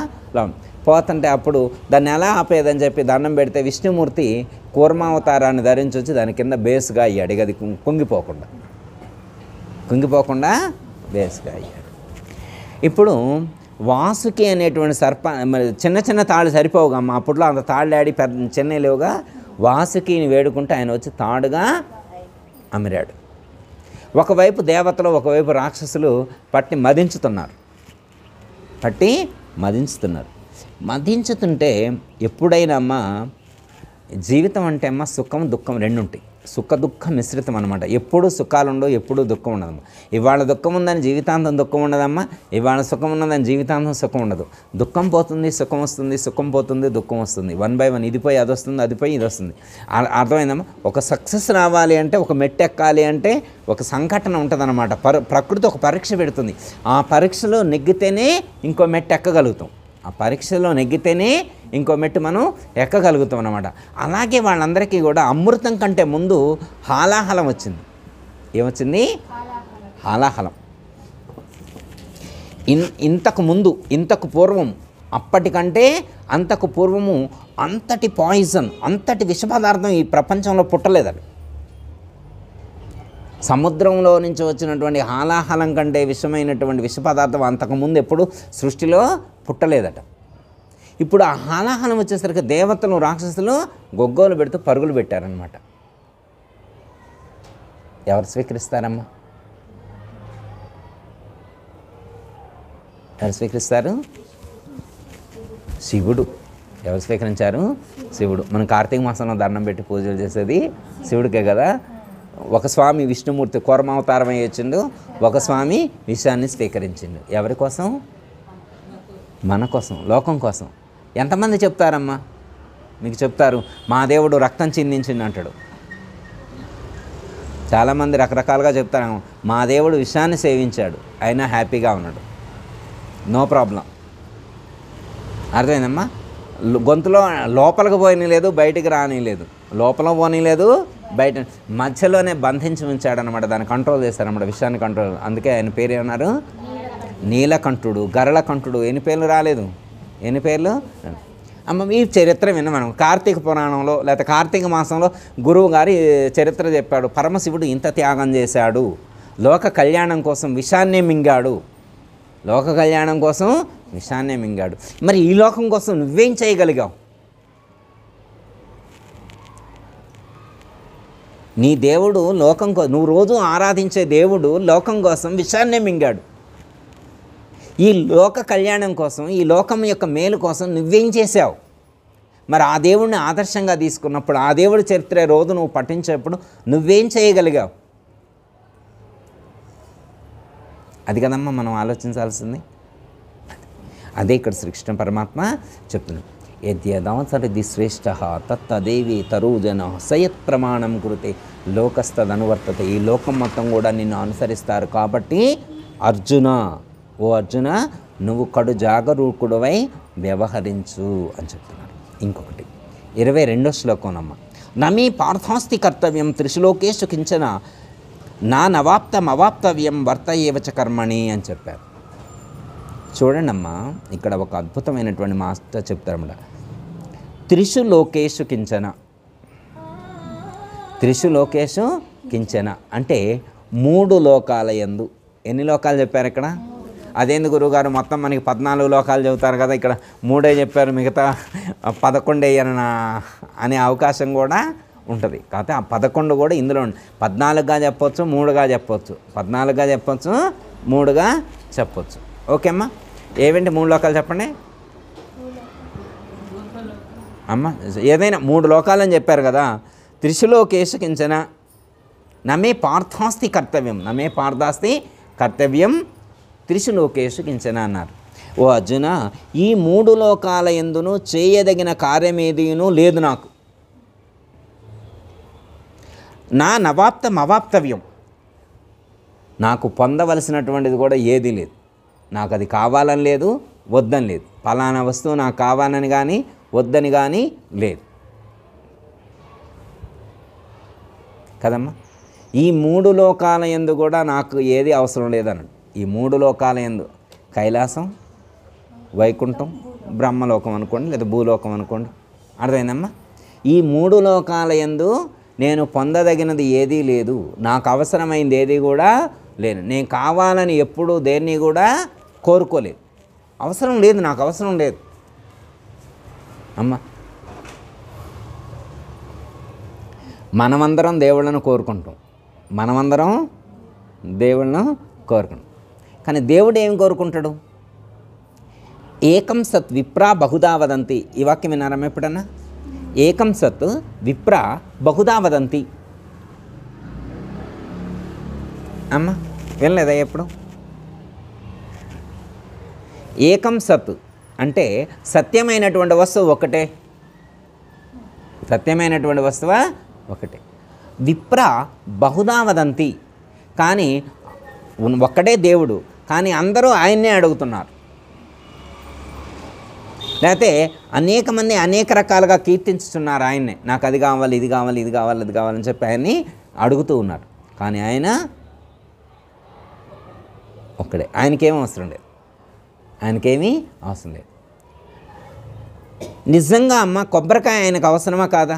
మనం కొట్టే కొబ్బరికాయ అవసరం లేదా? మరి అంబికా దర్బార్ అని లేదా పలానా సైకిల్ బ్రాండ్ అగరబత్తీలు అయ్యైతేనే దేవుడికి ఇష్టం అని చెప్పి 5 తెస్తారు, అయ్యేమన్నా అవసరమా? కార్తీక మాసంలో కానీ తామర పువ్వులతో పూజ చేయాలని చెప్పి, ఏం పువ్వులు? తామర పువ్వులు అయితే దసరా పండుగ రోజున అమ్మవారికి చాలా ఇష్టం. కమలాలు కానీ చేయాలంటారు. మరి దేవుడికి ఎన్ని కోరికలు ఉంటాయా? నాకు అలాంటి ఎర్ర పట్టు చీర కట్టండి, లేకపోతే బ్రౌన్ కలర్ పట్టు చీర కట్టండి, నాకు పులిహార తేండి, పరమాన్నం తీసారండి అని చెప్పి అమ్మవారు అడుగుద్దమ్మా? అడగరా? మరి 108 కొబ్బరికాయలు ఎవరి కోసం కొట్టినట్టు? 108 కొబ్బరికాయలు మన చట్నీ చేసుకుని తింటానికేనా? ఆయన ఒక పక్కింటి ఆయన 108 కొబ్బరికాయలు కొట్టారు, ఆయన నాకు ఒక్కడు కూడా ఇలా పత్రం తెచ్చుకోవడానికి అనంట. ఇవన్నీ ఎవరి కోసం? పరమాత్మ ఏమంటాడు? ఈ ప్రపంచంలో నాకు కావాల్సింది ఒక్కటి కూడా లేదు, నేను ఫలాంది కూడా కావాలని నేను అడగట్లేదు, నాకేది అవసరం లేదు. కానీ అవసరం లేదు అయినను నేను కర్మయందు ప్రవర్తించుతూనే ఉన్నాను, నేను కర్మలు చేస్తూనే ఉన్నాను. నాకేది అవసరం లేకపోయినప్పుడు ఆయన కర్మ చేయాల్సినటువంటి అవసరం ఏముందమ్మా? మీరు వినే ఉంటారు, మన ఇళ్లలో పెద్దవాళ్ళు ఉంటారు అనుకోమ్మా, పెద్దవాళ్ళు ఉన్నారనుకోమ్మా, పిల్లవాడు అటు వెళ్తున్నాడు అనుకో, నాయన అలా కాదురా ఇలా అని చెప్పి నేను మాట్లాడకుండా కూర్చోమని చెప్పానా లేదా? నేను అందుకే కదా నీకు చెప్పింది, నేను అవుట్ హౌస్లోనే వేస్తాను మంచం, అవుట్ హౌస్లో వేస్తా అని చెప్తే ఏం వింటదా? మా వింటదా? వినకుండా తీసుకొచ్చి ఇంటి మధ్యలో వేసింది. ఇది నాకు చిక్కు. అర్థమైందా? అంటే అలాంటి వాళ్ళు కాదు పరమాత్మ. అంటే ఆయన మాట్లాడవలసిన అవసరం లేదు, అట్లాంటి సందర్భం కాదు. పరమాత్మ సందర్భం ఏంటంటే ఆయనకు అవసరం లేదు ఫలాంది. అంటే అది పరమాత్మకి ఇది ఉంటేనే అవసరం, అది ఉంటేనే అవసరమా? లేదమ్మా. ఇది ఉంటేనే అవసరం, అది ఉంటేనే అవసరం అని ఏమీ లేదు. తనకు ఎలాంటి అవసరం లేకపోయినప్పటికీ కూడా పరమాత్మ ఏం చేశాడు? కర్మ చేశాడు. ఎలా కర్మ చేశాడు? 10 అవతారాలు ఎత్తాడు. ఎన్ని అవతారాలు ఎత్తాడు? 10 అవతారాలు. ఆయనకేం అవసరం అండి? ఎన్ని అవతారాలు ఎత్తాడు? 10 అవతారాలు ఎత్తాడు. 10 అవతారాల్లో ఎంత కష్టపడ్డాడు? అర్థమైందమ్మా? ఎంతమందిని సంహరించాడు, ఎంతమంది దుష్టులు. ఆయనకు అవసరమా? ఈ లోకంతో ఆయనకు అవసరమా? అవసరం లేదు. ఆయన ఎలాంటి కర్మ చేయవలసినటువంటి అవసరం లేనటువంటి పరిస్థితిలో కూడా 10 సార్లు అవతారాలు ఎత్తి ఈ లోకం మొత్తాన్ని కూడా, లోకంలో ఉన్నటువంటి దుష్టులందరినీ కూడా దుష్ట సంహారం చేశారు, శత్రు సంహారం చేశారు. మరి అప్పుడు నువ్వేమనుకోవాలా? అసలు అవసరం లేనటువంటి దేవుడే అంత చేస్తే అవసరం ఉన్న నువ్వెంత చేయాలి?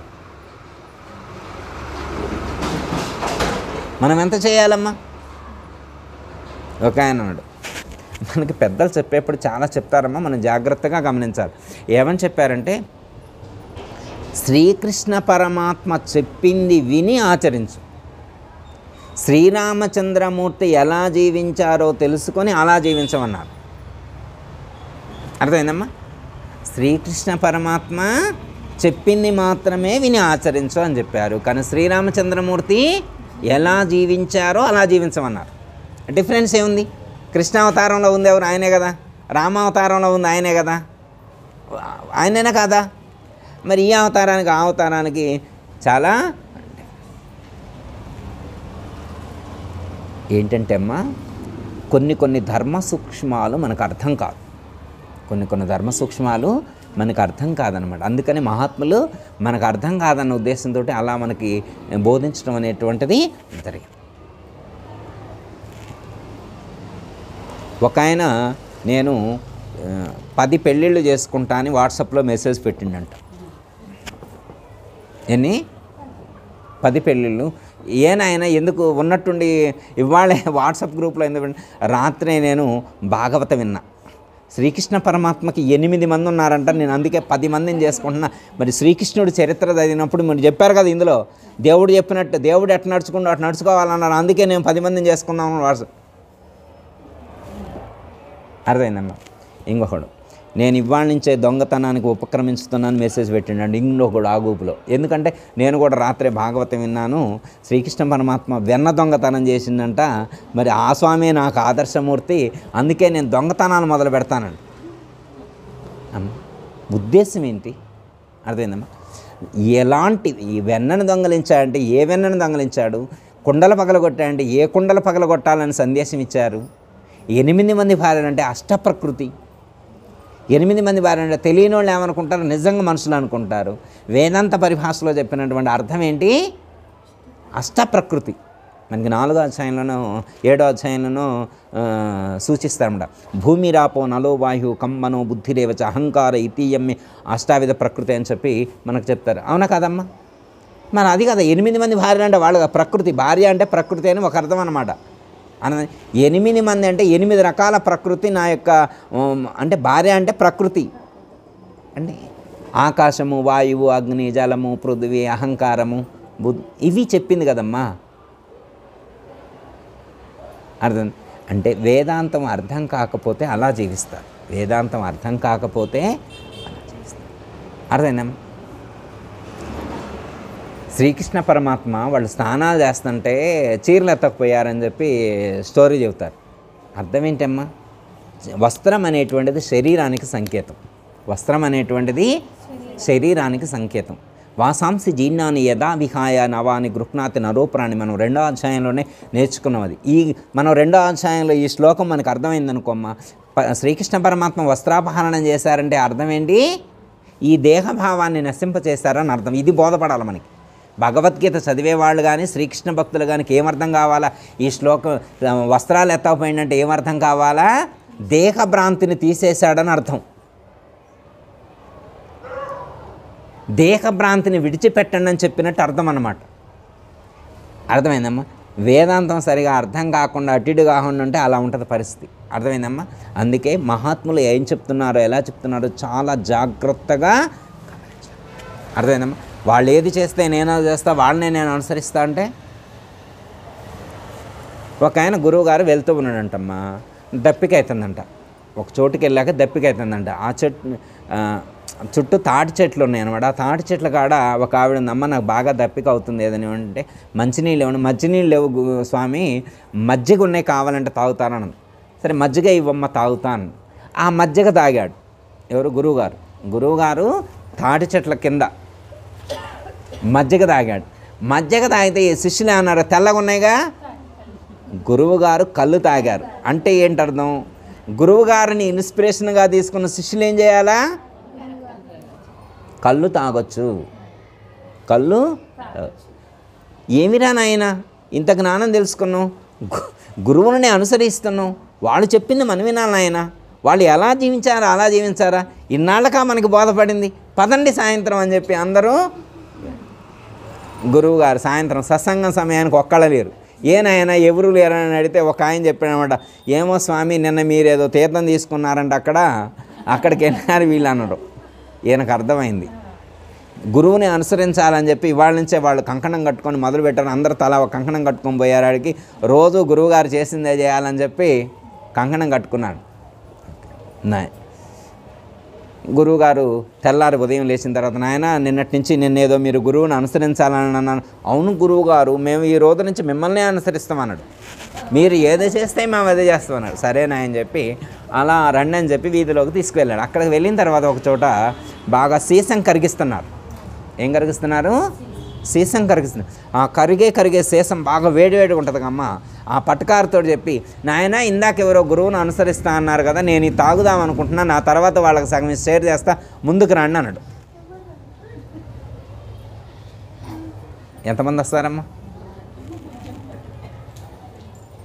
అప్పుడు గురువుగారు డైరెక్ట్ కదా సగం తాగి ఇంకా సీసం అలా సగం పట్టుకొని పిలిచారు. ఒక్కళ్ళు రాలేదు, ఎట్టోళ్ళు అటు పారారు. గురువును అనుసరించాలంటే ఎవరైనా సీసం తాగగలిగితే మిగతా అనుసరించండి అని చెప్పిండు. తర్వాత చెప్పిండు, నేను ఆ రోజు తాగింది కళ్ళు కాదు నాయన, మజ్జిగ తాగాను, మీరు అలా భ్రమపడ్డారేమో, మీరు భ్రమ చెందడానికి నేనేమైనా కారణభూతమైతే నా గురువుని క్షమించమని వేడుకుంటున్నా. నా ప్రవర్తన మీకు వేరే విధంగా భ్రమను కల్పించేట్లుగా ఉంటే అది నా దోషమే అవుతుంది నాన్న. నాకు ఇలాంటి దోషం కలిగినందుకు నేనేదో మిస్టేక్ చేసిన వాడిని అవుతా, నా గురువుని క్షమాపణ వేడుకుంటున్నా, మీరు మాత్రం సరైన మార్గంలో నడవండి అని చెప్పి సన్మార్గాన్ని బోధించడం అనేటువంటిది అర్థమైందమ్మా. ఒక్క మాట చెప్పి కంక్లూషన్ అమ్మా. ఈ 3 లోకాల్లో నేను చేయవలసింది ఏదీ లేకపోయినప్పటికీ కూడా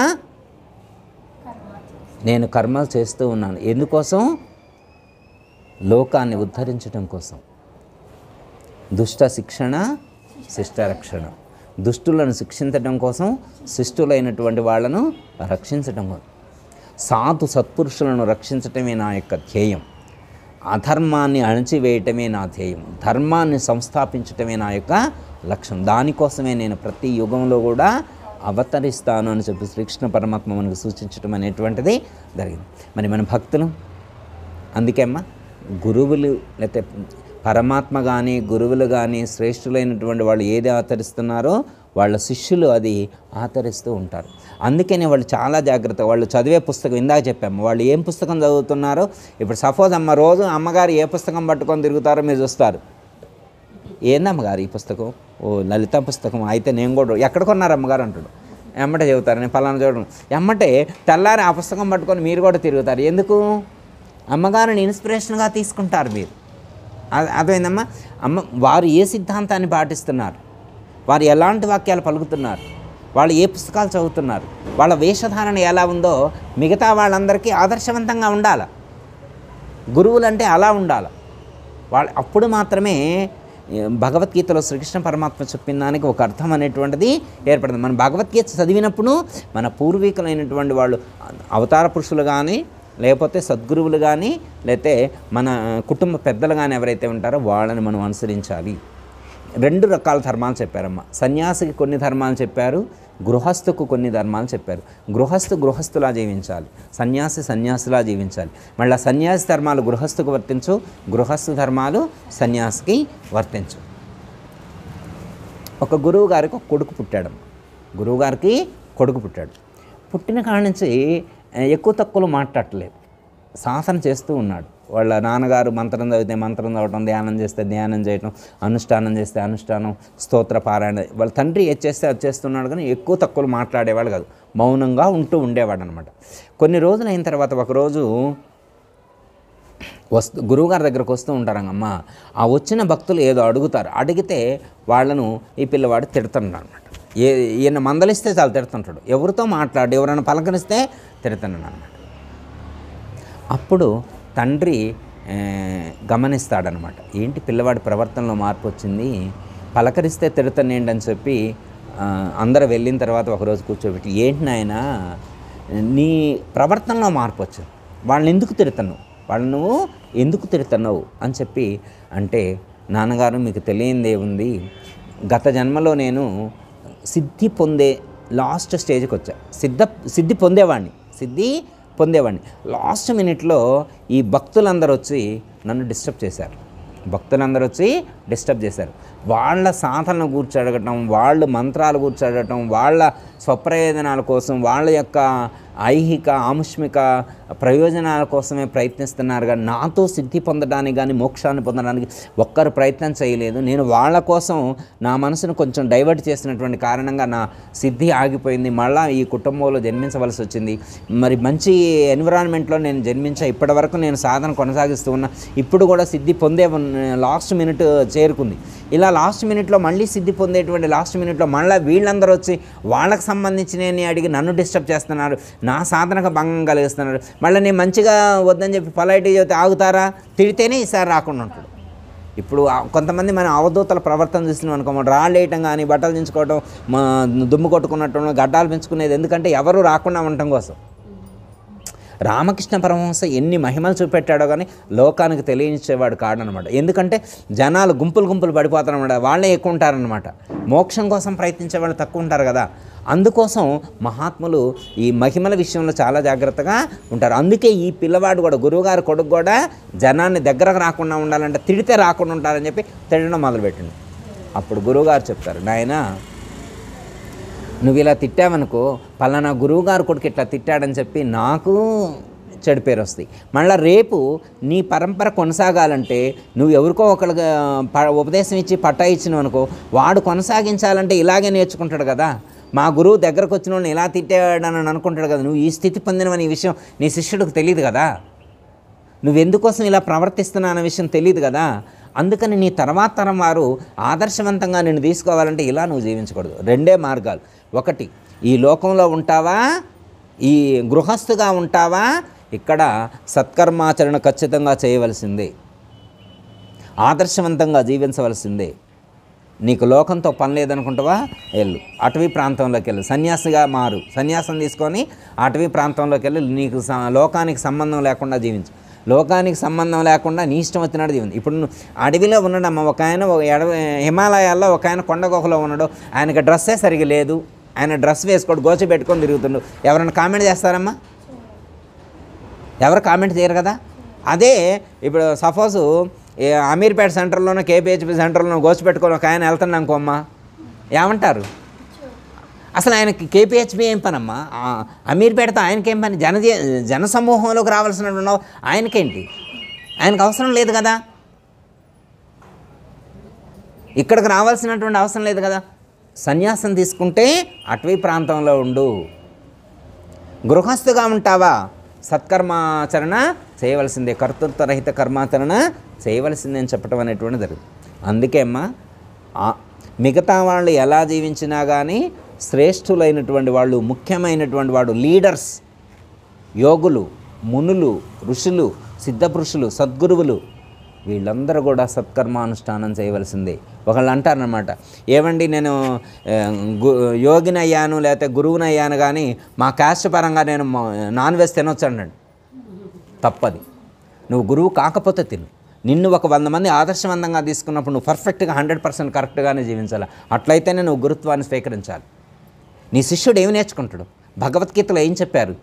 త్రిగుణాలను హరించినటువంటి వాడే ఇంద్రియ నిగ్రహం కోల్పోతుంటే నువ్వు త్రిగుణాలను ప్రేరేపిస్తూ, రజోగుణాన్ని తమో గుణాన్ని ప్రేరేపించేటువంటి ఆహారాలను స్వీకరిస్తూ అలాంటి ఆచరణ కలిగి ఉంటే నువ్వు ఎక్కడ నిగ్రహ శక్తి కలిగి ఉంటుందని చెప్పి మనకు చెప్పట్లా?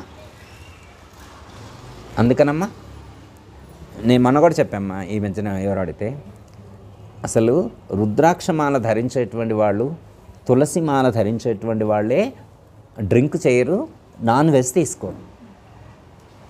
గురువుల దాకా అక్కర్లా, అసలు గురువుల దాకే అవసరం లేదమ్మా. అసలు భగవద్గీత పఠించేటువంటి నాన్ వెజ్ తీసుకోరు. ఎంత నిష్ఠగా ఊరికనే పరమాత్మ దర్శనం అయిపోయిద్దా? పరమాత్మ ఊరికనే అనుభూతికి అందుతారమ్మా. గుణాలన్నీ లోపల పెట్టుకొని రజోగుణం తమోగుణం తాండవిస్తూ ఉంటే, తాండవం చేస్తూ ఉంటే దైవానుగ్రహం ఎలా కలుగుద్ది? దైవానుభూతి ఎలా కలుగుద్ది? అందుకే అమ్మ ఆచరణ ఉండాలన్నమాట. మనలో మార్పు రావాలి. ఎందుకంటే అమ్మ సపోజ్ ఎట్లా అంటే అమ్మ ఒక చోట కూర్చున్నారు, దోమలు కొడుతున్నాయి ఒకళ్ళకి, ఇంకొకళ్ళకి దోమలు కొట్టట్లేదు, పక్కన వాళ్ళకి దోమలు ఏ రాని నా దోమలు కొడుతున్నాయి నీ కొట్టండి. నాది కొంచెం మందం శరీరం, దోమ వాడినా కానీ తెలియట్లా, దోమ వాడినా తెలియట్లేదు అంటే మందం శరీరం వాళ్ళకి తెలియదు అనమాట. అర్థమైందమ్మా? అలాగే మందం శరీరం వాళ్ళకి ఎట్లయితే దోమలు కొడితే తెలియదో, అలాగే మనసు మందమైన వాళ్ళకి, మనసు అంటే తమో గుణం రజోగుణ ఆహారాలు తీసుకొని మనసం బాగా ఇంత లావు చేసుకున్నటువంటి వాళ్ళకి దైవానుభూతి కలగదు. దైవం అనుభూతికి అందరు. ఇది భగవద్గీతలో శ్రీకృష్ణ పరమాత్మ. అందుకే తామసిక ఆహారాన్ని విడిచిపెట్టండి, రాజసిక ఆహారాన్ని విడిచిపెట్టండి, సాత్విక ఆహారాన్ని స్వీకరించండి అని భగవద్గీతలో శ్రీకృష్ణ పరమాత్మ చెప్పినటువంటి ఆంతర్యం అదమ్మా. అర్థమైందమ్మా? ఇప్పుడు శ్రీకృష్ణ పరమాత్మ 21, 22 శ్లోకాల్లో ఏం చెప్తున్నానంటే, పెద్దవాళ్ళు ఎలా అయితే ఆచరిస్తారో వాళ్ళని చూసి మిగతా వాళ్ళు ఆచరిస్తారు. కాబట్టి పెద్దవాళ్ళందరూ శ్రేష్ఠులైనటువంటి వాళ్ళు కానీ, సెలబ్రిటీలు కానీ, సద్గురువులు కానీ, మహాత్ములు కానీ మంచి ఆచరణ కలిగి ఉండి లోకానికి ఆదర్శవంతంగా ఉండేగా లాగా జీవించండి. ఒకవేళ మీకు ఏమైనా డౌట్ వస్తే ఎవరైనా ఉన్నారా ఇట్లా చేసేవాళ్ళంటే నన్నే ఇన్స్పిరేషన్గా చూపెట్టండి. పలానా శ్రీకృష్ణ పరమాత్మ, పలానా శ్రీమన్నారాయణమూర్తే లోకాన్ని ప్రొటెక్ట్ చేయడం కోసం, లోక కళ్యాణం కోసం 10 సార్లు అవతరించాడు, లేకపోతే 24 సార్లు అవతరించాడు అని చెప్పి నన్నే ఈ లోకానికి ఆదర్శవంతంగా చూపెట్టి ఇలా జీవించమని ఈ లోకానికి చాటి చెప్పండి అని చెప్పి మనం 21, 22 శ్లోకాల ద్వారా శ్రీకృష్ణ పరమాత్మ సూచించడం అనేటువంటిది జరిగిందమ్మా. మనం కూడా అలాగే నిష్కామ కర్మాచరణ, కర్తృత్వరహిత కర్మాచరణ చేసేటువంటి ప్రయత్నం చేద్దాం. ఇదే భావాన్ని 23, 24 శ్లోకాల్లో కూడా కంటిన్యూ చేస్తారమ్మా. నెక్స్ట్ కూడా పరమాత్మ ఏం చెప్పారో అలాంటి జ్ఞానాన్ని తెలుసుకునేటువంటి ప్రయత్నం చేద్దాం. ఓకే.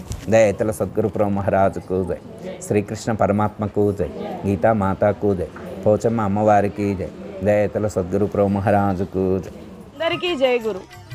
మరిన్ని ఆధ్యాత్మిక రహస్యాల కోసం అచల బోధ, ఆత్మబోధ, భగవద్గీత, అలాగే పండుగల్లో దాగిన అర్థాలు, అంతరార్థాల కోసం మరియు యోగము, ధ్యానము మొదలైన అనేక ఆధ్యాత్మిక తెలుగు ప్రవచనాల కోసం క్రింద ఉన్నటువంటి రెడ్ కలర్ సబ్స్క్రైబ్ బటన్ను క్లిక్ చేయండి. అలాగే ప్రక్కనే ఉన్నటువంటి గంట సింబల్ను నొక్కండి. అలాగే ఈ వీడియో మీకు నచ్చినట్లయితే లైక్ చేయండి మరియు షేర్ చేయండి. జై గురు.